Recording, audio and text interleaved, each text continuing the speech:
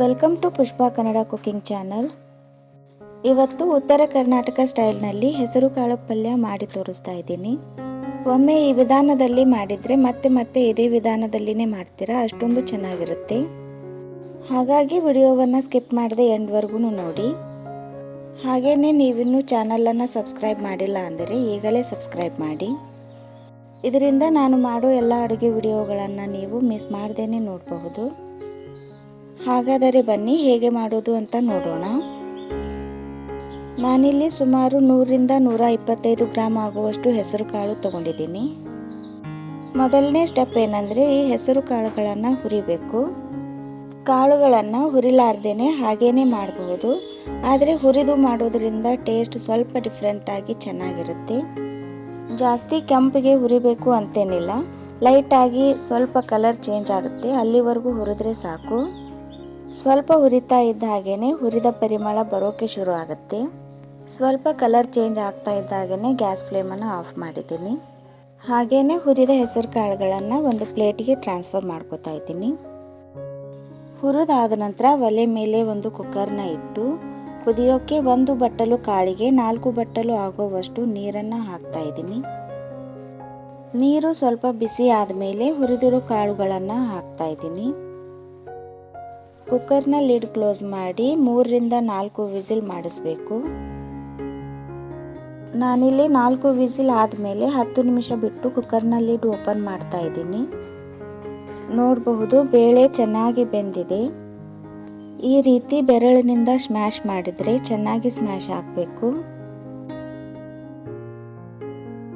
ಇಷ್ಟು ರೆಡಿ ಆದ ನಂತರ ಒಗ್ಗರಣೆ ಮಾಡ್ಕೊಳ್ಳೋಣ ಬನ್ನಿ.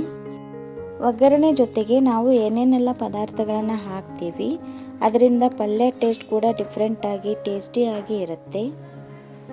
ಸಾಸಿವೆ ಜೀರಿಗೆ ಚಟಪಟ ಅಂತ ಫ್ರೈ ಆದ ನಂತರ ಒಂದು ಮೀಡಿಯಮ್ ಸೈಜ್ನ ಈರುಳ್ಳಿ ಸಣ್ಣದಾಗಿ ಕಟ್ ಮಾಡಿ ಸೇರಿಸ್ತಾ ಇದ್ದೀನಿ. ಜೊತೆಗೆ ಕರಿಬೇವು ಕೂಡ ಸೇರಿಸಿದ್ದೀನಿ. ಈರುಳ್ಳಿ ಹಸಿ ವಾಸನೆ ಹೋಗಿ ಲೈಟಾಗಿ ಕಲರ್ ಚೇಂಜ್ ಆಗೋವರೆಗೂ ಫ್ರೈ ಮಾಡಿ. ಈರುಳ್ಳಿ ಫ್ರೈ ಆದ ನಂತರ ಅರ್ಧ ಹೋಳು ಟೊಮೆಟೊ ಚಿಕ್ಕದಾಗಿ ಕಟ್ ಮಾಡಿ ಸೇರಿಸ್ತಾ ಇದ್ದೀನಿ. ಟೊಮೆಟೊ ಸೇರಿಸಿದ ನಂತರ 1 ನಿಮಿಷ ಎಣ್ಣೆಯಲ್ಲಿ ಬಾಡಿಸಬೇಕು. ಹಾಕಿರೋ ಟೊಮೆಟೊ ಸಾಫ್ಟ್ ಆಗೋವರೆಗೂ ಬಾಡಿಸಬೇಕು ಅಂತೇನಿಲ್ಲ, ಸ್ವಲ್ಪ ಬೆಂದರೆ ಸಾಕು. 1 ನಿಮಿಷ ಮಿಕ್ಸ್ ಮಾಡ್ತಾ ಬಾಡಿಸಿದ ನಂತರ 1/4 ಟೀ ಸ್ಪೂನಷ್ಟು ಅರಿಶಿಣ ಪುಡಿ ಸೇರಿಸ್ತಾ ಇದ್ದೀನಿ. ಅರಿಶಿಣ ಪುಡಿ ಹಾಕಿ ಸ್ವಲ್ಪ ಮಿಕ್ಸ್ ಮಾಡಿದ ನಂತರ ಗ್ಯಾಸ್ ಫ್ಲೇಮ್ ಮೀಡಿಯಮ್ ಫ್ಲೇಮ್ನಿಂದ ಲೋ ಫ್ಲೇಮ್ ಮಾಡಿ ಖಾರಕ್ಕೆ 1 ಫುಲ್ ಟೀ ಸ್ಪೂನ್ ಹಸಿಮೆಣಸಿನಕಾಯಿ ಪೇಸ್ಟ್ ಹಾಕ್ತಾ ಇದ್ದೀನಿ. 1 ನಿಮಿಷನಾದರೂ ಈ ರೀತಿ ತಿರುತ್ತಾ ಎಣ್ಣೆಯಲ್ಲಿ ಬಾಡಿಸಬೇಕು. ನಂತರ ಇದರಲ್ಲಿನೇ 2 ಟೀ ಸ್ಪೂನ್ ಆಗುವಷ್ಟು ಹುರಿದು ಪುಡಿ ಮಾಡಿದ ಶೇಂಗಾ ಮತ್ತು ಗುರೆಳ್ಳು ಮಿಶ್ರಣ ಸೇರಿಸ್ತಾ ಇದ್ದೀನಿ. ಇದು ಉತ್ತರ ಕರ್ನಾಟಕದ ಸೀಕ್ರೆಟ್ ಅಂತಾನೆ ಹೇಳ್ಬೋದು. ಪ್ರತಿಯೊಂದು ತರಕಾರಿ, ಕಾಳು, ಬೇಳೆ ಪಲ್ಯಗಳಿಗೆ ಶೇಂಗಾ ಗುರೆಳ್ಳು ಪುಡಿ ಇರಲೇಬೇಕು. ಇದರಿಂದ ಥಿಕ್ನೆಸ್ ಜೊತೆಗೆ ಟೇಸ್ಟ್ ಕೂಡ ಚೆನ್ನಾಗಿರುತ್ತೆ. 1 ನಿಮಿಷ ಚೆನ್ನಾಗಿ ಬಾಡಿಸಿದ ನಂತರ 2 ಟೀ ಸ್ಪೂನ್ ಹುಣಸೆಹಣ್ಣಿನ ರಸ ಸೇರಿಸ್ತಾ ಇದ್ದೀನಿ. ಹುಣಸೆಹಣ್ಣಿನ ರಸ ಸ್ಕಿಪ್ ಮಾಡ್ದೇನೆ ಹಾಕಿ. ಹುಣಸೆಹಣ್ಣಿನ ರಸ ಹಾಕೋದ್ರಿಂದ ಪಲ್ಯ ತುಂಬಾ ಟೇಸ್ಟಿ ಆಗುತ್ತೆ ಮತ್ತು ಲೈಟಾಗಿ ಒಂದು ಫ್ಲೇವರ್ ಕೂಡ ಆ್ಯಡ್ ಆಗುತ್ತೆ. ಎಲ್ಲ ಪದಾರ್ಥಗಳನ್ನು ಚೆನ್ನಾಗಿ ಬಾಡಿಸಿದ ನಂತರ ನೀರು ಸೇರಿಸ್ತಾ ಇದ್ದೀನಿ. ಪಲ್ಯ ಎಷ್ಟು ಗಟ್ಟಿ ಬೇಕು ಇಲ್ಲವೇ ತಿಳಿಬೇಕು ನೋಡಿಕೊಂಡು ಹೆಚ್ಚು ಕಡಿಮೆ ನೀರು ಸೇರಿಸಬಹುದು. ಒಂದ್ಸಲ ಚೆನ್ನಾಗಿ ಮಿಕ್ಸ್ ಮಾಡಿದ ನಂತರ ಇವಾಗಲೇ ರುಚಿಗೆ ತಕ್ಕಷ್ಟು ಉಪ್ಪು ಮತ್ತು ಸ್ವಲ್ಪ ಬೆಲ್ಲ ಸೇರಿಸ್ತಾ ಇದ್ದೀನಿ. ಪಲ್ಯಕ್ಕೆ ಬೆಲ್ಲ ಬೇಡ ಅಂದರೆ ಸ್ಕಿಪ್ ಮಾಡಬಹುದು, ಆದರೆ ಸ್ವಲ್ಪ ಹಾಕಿದರೆ ಮಾತ್ರ ತುಂಬಾ ಚೆನ್ನಾಗಿರುತ್ತೆ. ಈ ರೀತಿ ಕುದೀತಾ ಇರುವಾಗ ಮೊದಲೇ ಬೇಯಿಸ್ಕೊಂಡಿರುವಂಥ ಹೆಸರು ಕಾಳುಗಳನ್ನು ಸೇರಿಸ್ತಾ ಇದ್ದೀನಿ.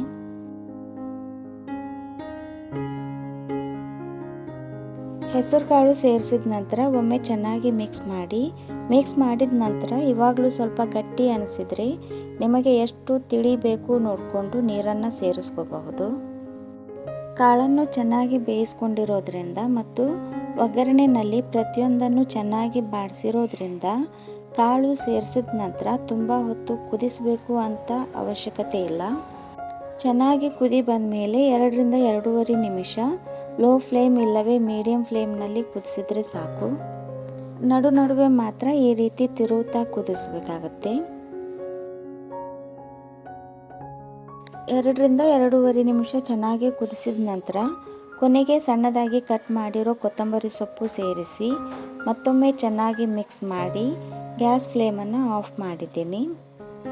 ಫ್ರೆಂಡ್ಸ್, ರೊಟ್ಟಿ ಚಪಾತಿ ಅಷ್ಟೇ ಯಾಕೆ ಅನ್ನದ ಜೊತೆಗೂ ಕೂಡ ಸೂಪರ್ ಕಾಂಬಿನೇಷನ್ ಆಗಿರೋ ಹೆಲ್ದಿ ಜೊತೆಗೆ ಟೇಸ್ಟಿ ಆಗಿರುವಂಥ ಉತ್ತರ ಕರ್ನಾಟಕ ಸ್ಟೈಲ್ನ ಹೆಸರುಕಾಳು ಪಲ್ಯ ರೆಡಿ ಆಗಿದೆ. ಈ ವಿಧಾನದಲ್ಲಿ ಮಾಡಿದರೆ ಖಂಡಿತ ನಿಮಗೆ ಇಷ್ಟ ಆಗುತ್ತೆ ಅಂದ್ಕೊಂಡಿದ್ದೀನಿ. ಈ ರೆಸಿಪಿ ನಿಮಗೇನಾದರೂ ಇಷ್ಟ ಆದರೆ ಒಂದು ಲೈಕ್ ಮಾಡಿ, ನಿಮ್ಮ ಫ್ರೆಂಡ್ಸ್ ಮತ್ತು ರಿಲೇಟಿವ್ಸ್ಗಳಿಗೆ ಶೇರ್ ಮಾಡಿ, ನಿಮ್ಮ ಅನಿಸಿಕೆ ಅಭಿಪ್ರಾಯಗಳನ್ನು ಕಮೆಂಟ್ ಮಾಡಿ ತಿಳಿಸಿ. ಹಾಗೆಯೇ ಚಾನಲನ್ನು ತಪ್ಪದೇ ಸಬ್ಸ್ಕ್ರೈಬ್ ಮಾಡಿ. Keep watching and thank you.